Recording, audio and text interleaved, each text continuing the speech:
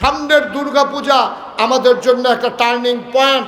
ভারতের তারা ছাইয়া রয়েছে পূজা উপলক্ষে কোনো ঘটনা হয়নি, ঘটনা হইব একটা, তারা এটার লোকে 2-3টা সৈন্য দিয়া 110,000 বানাই নেব, ঠিক কিনা?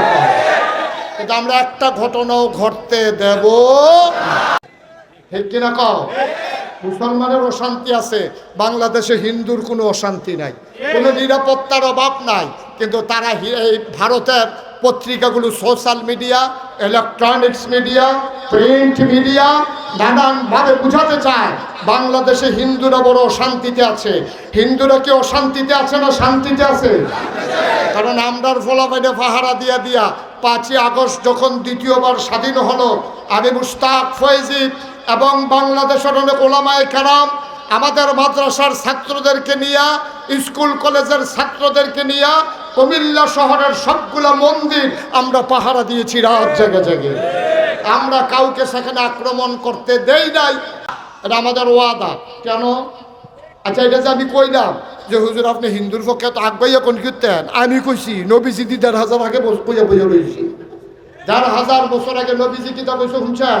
নবীজি কইছে কোনো সংখ্যালঘু, সংখ্যায় কম, তারারে কম পাইয়া কোনো মুসলমান যদি তার উপরে আক্রমণ করে অন্যায়ভাবে, খোদার কসম কিয়ামতের ময়দানে আমি নবী ওই সংখ্যালঘুর পক্ষ হইয়া মামলা দেব, আমি বাদী হব আল্লাহর দরবারে।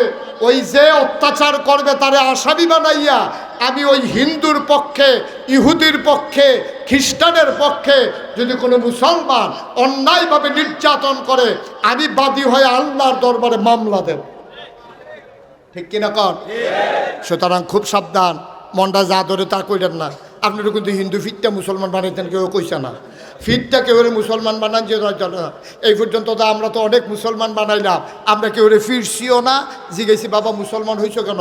হুজুর আপনার ওয়াজ শুনতে শুনতে বুঝছি আমরার ধর্মটা এরকম একটা ধর্ম, এটা আমরাই মূর্তি বানাই, আমরাই পূজা দেই, আবার আমরাই যাইতা তোলা হালাই দিই। তো এটা কী ধর্ম?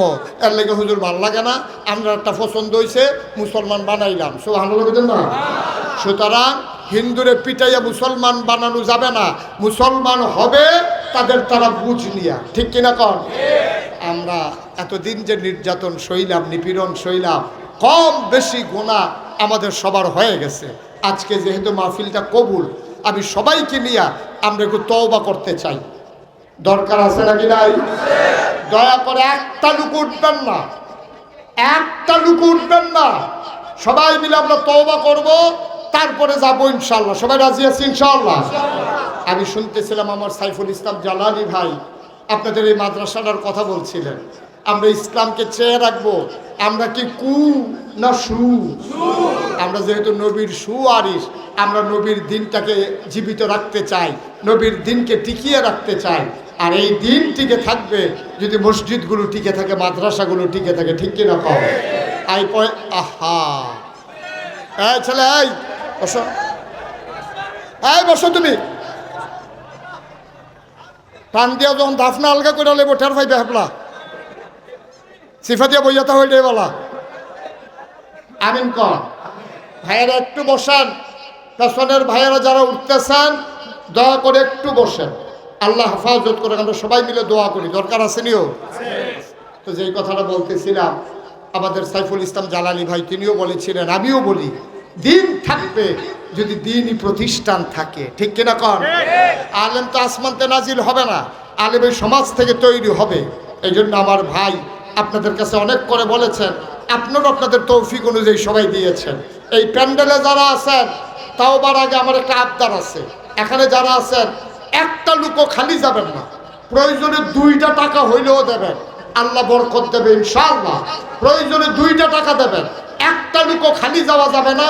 1000, 5000, 100, 200, 10, 20 একবারে পেছনে, মাহফিলের পিছনে 2-1 শিক্ষক চলে যান।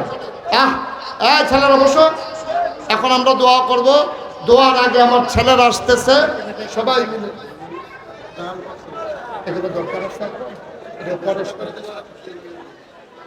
ঘোষণা করা যাবে। বসেন সবাই, একটু বসেন, আমরা এখন দোয়া করে দিচ্ছি ইনশাআল্লাহ। একজন লোকও খালি যাইয়েন না, যে যা পারেন ওই যে টাকাটা নেন, একজন লোকও খালি যাইয়েন না, 100, 200, 10, 20, 50 সবাই মিলে কিছু কিছু দিলে পিছন দিক দিয়ে দাঁড়ালে ভালো ছিল।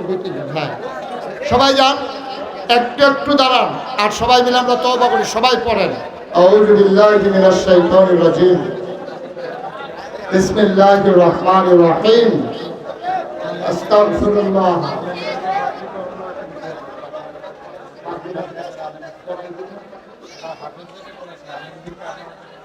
ও মাশাআল্লাহ।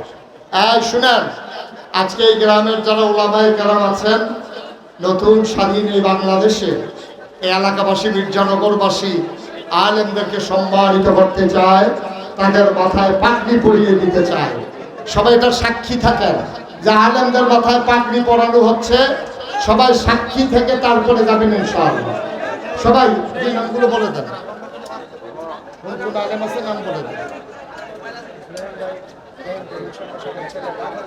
আব্দুল রহিম কমিশনার সাহেব, ওনার ছেলে আব্বা আম্মার নামে উনি দিলেন 5,000 টাকা।